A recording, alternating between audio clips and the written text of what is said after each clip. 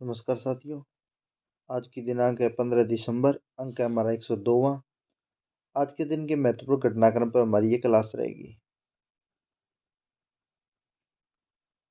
36वें सूरजकुंड अंतर्राष्ट्रीय हस्तशिल्प महोत्सव का आयोजन कहाँ किया गया? पहले तो ध्यान रखना 3 से 19 फरवरी 2023 को इसका आयोजन किया जाएगा। सूरजकुंड महोत्सव का जो आयोजन है वो हरियाणा में किया जाता है। तो हरियाणा टूरिज्म डिपार्टमेंट इसका क्या करता है, आयोजन करता है। फरीदकोट के पास सूरजकुंड महोत्सव का आयोजन हरियाणा में किया जाता है, ध्यान रखिएगा। इसमें चर्चा में क्या है कि पहली बार पाकिस्तान भी एक पार्टनर कंट्री के रूप में इसमें भागीदार होगा। पार्टनर कंट्री के रूप में कौन भागीदार होगा? पाकिस्तान। संघाई सहयोग संगठन के अन्य देश इससे जुड़े हुए हैं। तो ध्यान रखना, संघाई जो सहयोग संगठन उसके अन्य देश चीन, इसके अलावा कजाकिस्तान, उज्बेकिस्तान, रूस जैसे ये देश हैं वो इस सहयोग संगठन से क्या है, शामिल है। तो वो भी सूरजकुंड महोत्सव में क्या लेते हैं, भाग लेते हैं। सूरजकुंड महोत्सव जो है इसकी शुरुआत कब हुई? 1987 में, 1987 में। और जो कंट्री थीम है उसकी शुरुआत कब हुई? 2009 में हुई। 23वें सूरजकुंड मेले में सबसे पहले जो कंट्री थीम में भागीदार देश था उसका नाम क्या था? मिस्र था। तो अगर आपसे पूछा जाए कि सूरजकुंड महोत्सव कब शुरू हुआ? 1987 में। सूरजकुंड महोत्सव में कंट्री थीम की शुरुआत कब हुई? 2009 में। 23वें सूरजकुंड महोत्सव में। और सूरजकुंड महोत्सव की कंट्री थीम का सबसे पहला भागीदार देश कौन है? तो मिस्र है। पाकिस्तान की ओनेक्स स्टोन की मूर्तियों के लिए विश्व स्तर पर प्रसिद्ध है। पाकिस्तान किसके लिए प्रसिद्ध है? तो ओनेक्स स्टोन की मूर्तियों के लिए विश्व स्तर पर प्रसिद्ध है। इसके अलावा पश्मीनों जो ऊन वगैरह होती है उनके लिए भी पाकिस्तान पूरे विश्व में प्रसिद्ध है। पाकिस्तान सबसे पहले 2013 में इसमें शामिल हुआ था, लेकिन पार्टनर कंट्री के रूप में पहली बार शामिल हो रहा है। गोंड समुदाय साथियों, गोंड समुदाय हाल ही में चर्चा में, क्योंकि सरकार ने एसटी में शामिल करने का जो बिल है वो राज्यसभा से पारित कर दिया है। वर्तमान में ये एससी में शामिल है, शेड्यूल कास्ट में शामिल है। इसको शेड्यूल ट्राइब में शामिल किया जाना है। तो एससी से इसको किस में बदल दिया जाएगा? एसटी में। जनजातीय कार्य मंत्री कौन है? तो अर्जुन मुंडा साहब हैं। जनजातीय कार्य मंत्री कौन है? तो हमारे अर्जुन मुंडा जी हैं। भारत रत्न पुरस्कार कब शुरुआत हुई? 2 जनवरी 1954। नेक्स्ट देखिएगा। हाल ही में चर्चा में जम्मू कश्मीर हाई कोर्ट के मुख्य न्यायाधीश किसे नियुक्त किया गया है? तो साथियों, जम्मू कश्मीर एवं लद्दाख हाई कोर्ट के चीफ जस्टिस कौन है? एन कोटेश्वर सिंह को नियुक्त किया गया। किसे नियुक्त किया गया? एन कोटेश्वर सिंह को नियुक्त किया गया है। कोटेश्वर, कोटेश्वर साहब हैं। कोर्ट चाहिए आपको जम्मू कश्मीर में, तो कोर्ट चाहिए जम्मू कश्मीर में, तो कोर्ट मिलेगा आपको जम्मू कश्मीर में। विक्रमादित्य सिंह हिमाचल के पूर्व मुख्यमंत्री वीरभद्र सिंह के पुत्र हैं। चर्चा में क्यों है? क्योंकि घरेलू हिंसा मामले में उदयपुर की अदालत में इनको क्या किया गया? तलब किया गया। कहाँ किया गया? उदयपुर की अदालत में, उदयपुर राजस्थान में।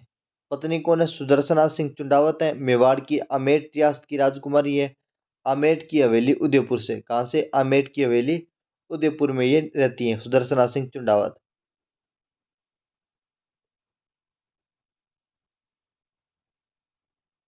विक्रमादित्य सिंह जो है वो बुशहर रियासत के राजा हैं। कौन सी रियासत के राजा हैं? बुशहर रियासत के राजा हैं। वीरभद्र सिंह थे, फिर उनकी मृत्यु हुई, तो उसके बाद बुशहर रियासत के राजा ये बने। चुंडावत का थोड़ा सा सुन लीजिएगा। अगर आप राजस्थान से हैं तो फिर तो ठीक है, अगर नहीं है तो राजस्थान में मेवाड़ रियासत में एक राजा हुआ था, राणा लाखा। उस राणा लाखा के विवाह के लिए उसका विवाह किसी राजकुमारी हंसाबाई से होने वाला था। और लेकिन हंसाबाई के भाई की शर्त थी कि वो अपनी बहन का विवाह राणा लाखा से तभी करेगा जब हंसाबाई की संतान क्या बनेगी? मेवाड़ की राजा बनेगी। लेकिन लाखा के पहले एक बड़ा बेटा था जिसका नाम था रावचुंडा। क्या नाम था? राणा रावत चुंडा, चुंडा। तो रावचुंडा ने शपथ ली कि मैं और मेरा कोई भी वंशज कभी भी मेवाड़ की गद्दी पर नहीं बैठेगा, न हम ऐसी कामना करेंगे, आप विवाह कर दीजिए।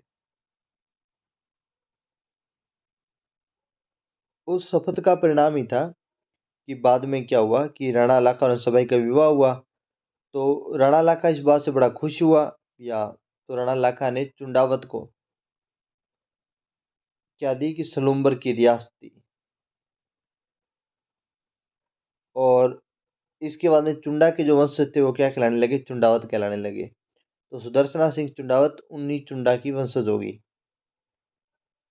असम का गमछा, वेरी वेरी मोस्ट इम्पोर्टेंट रखना, असम का गमोसा, गमछे को यहाँ पे गमोसा बोलते हैं।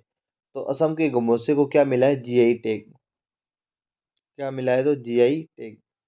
जीआई टैग एक ग्लोब जियोलॉजिकल इंडिकेशन होता है, भौगोलिक संकेतक होता है, भारत सरकार ने दिया है।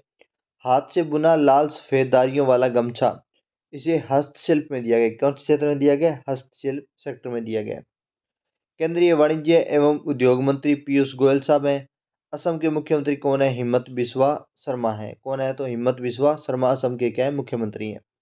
केंद्रीय वाणिज्य और उद्योग मंत्री पीयूष गोयल साहब।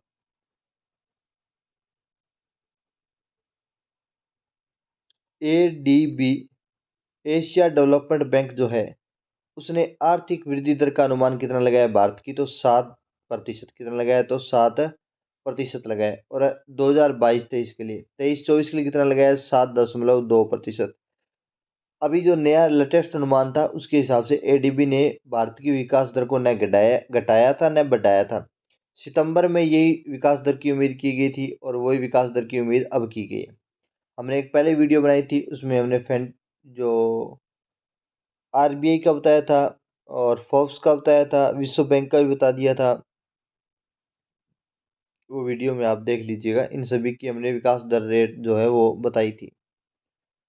इसी के साथ साथियों आज की हमारी क्लास समाप्त होती है। चैनल को शेयर कीजिए, सब्सक्राइब कीजिए और अपने साथियों के साथ सब्सक्राइब कीजिए। पीडीएफ के लिए हमारे टेलीग्राम चैनल पर आइए। जय हिंद, जय भारत साथियों।